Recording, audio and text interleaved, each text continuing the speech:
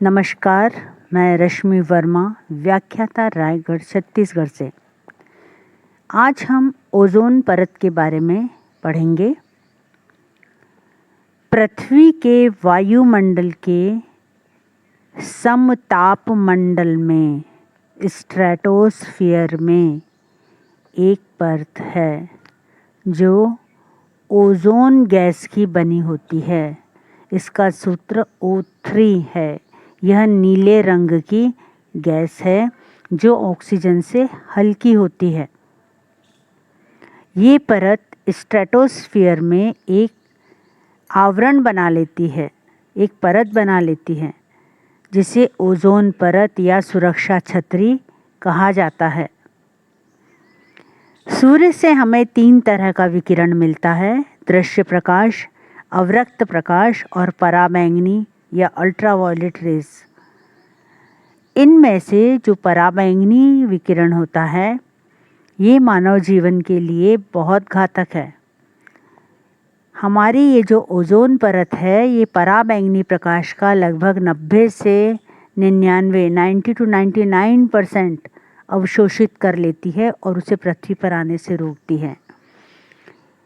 इसी कारण ही पृथ्वी पर जीवन संभव हो सका है और पेड़ पौधे तथा जीव जंतु सुरक्षित रूप से रह पाते हैं।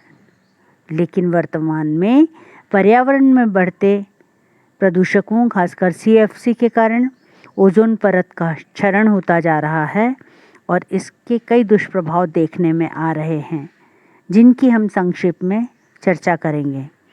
सबसे पहली बात, ओजोन परत के क्षरण से अल्ट्रावायलेट किरणें पृथ्वी तक पहुंच रही हैं जिससे मेलानोमा त्वचा कैंसर पनप रहा है, सनबर्न और स्थायी अंधापन उत्पन्न हो रहा है।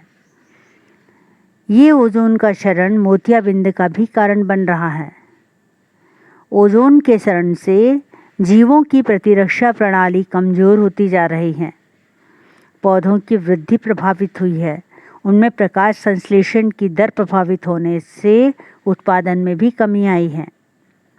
जलवायु परिवर्तन पर प्रत्यक्ष प्रभाव देखने में आता है और ग्रीन हाउस इफेक्ट बढ़ रहा है, अर्थात पृथ्वी गर्म होती जा रही है।